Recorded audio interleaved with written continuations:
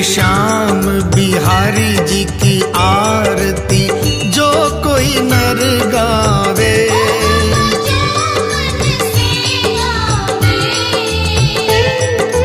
कहत आलू सिंह स्वामी रटत मनोहर स्वामी मनवांछित फल पावे। ओम जय श्री श्याम हरे।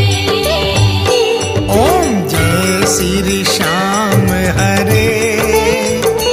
बाबा जय श्री श्याम हरे।